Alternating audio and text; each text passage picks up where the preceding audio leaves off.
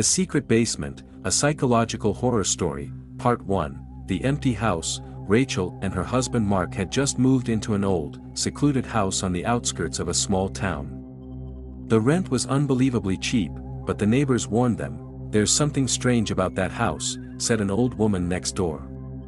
"Whatever you do, never go down to the basement." Mark laughed it off. Just small-town ghost stories. Part 2. Footsteps at night. On the very first night, Rachel heard footsteps coming from the basement. At first, she thought it might be rats, but the heavy thuds on the wooden floor said otherwise. "Mark?" she whispered. He was fast asleep. Then the basement doorknob rattled, slowly. Part 3. The hidden door. The next day, while Mark was at work, Rachel decided to investigate. She opened the basement door and descended with a flashlight. At the bottom, she noticed an unusual wall. Scratches and freshly disturbed dust made it look like someone had tried to conceal something. When she pushed it, a part of the wall swung open, revealing a secret room. Inside was a single chair stained with dried blood, and an old video camera pointed at it. Part 4. The tape. Next to the camera lay a dusty VHS tape. On the label, "Watch Alone." That night, they played it. The footage showed a woman tied to the chair, screaming. A dark, shadowy figure appeared behind her, holding a knife. Suddenly, the video cut out. Mark stared at the blank screen, pale. She looks like my sister. She went missing years ago." Part 5. She's still here. That night, the basement door opened by itself.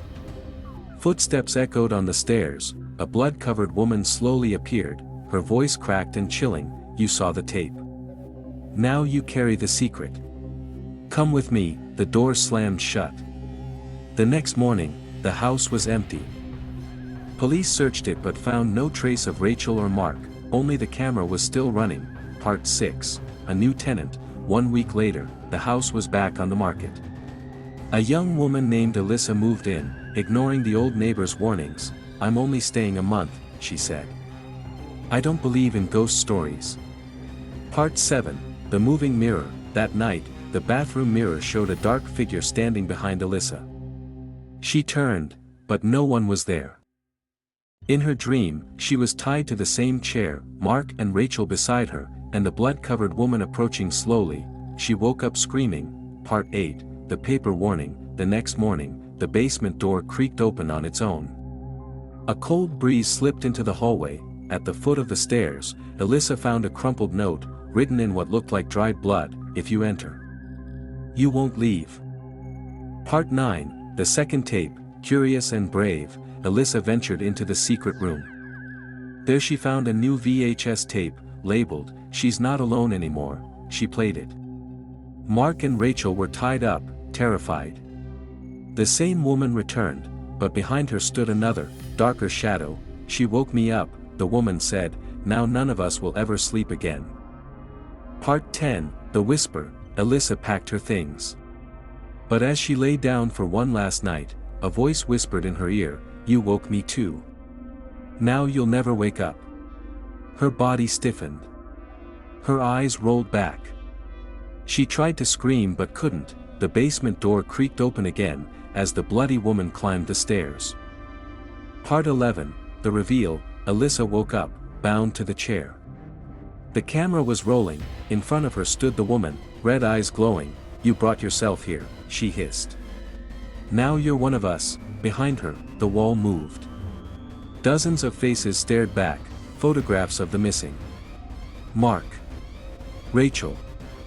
And now, Elissa. Part 12. The House's Truth. An old voice echoed through the dark. This house once belonged to a sleep therapist obsessed with dreams. He experimented on his patients. One died during a session. Her soul got trapped.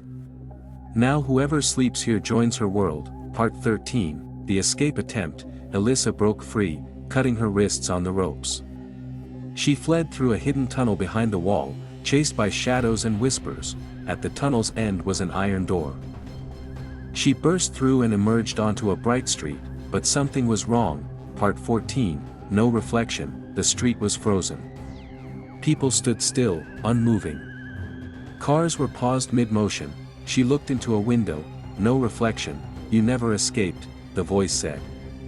You died the moment you heard the whisper. This world is just a dream.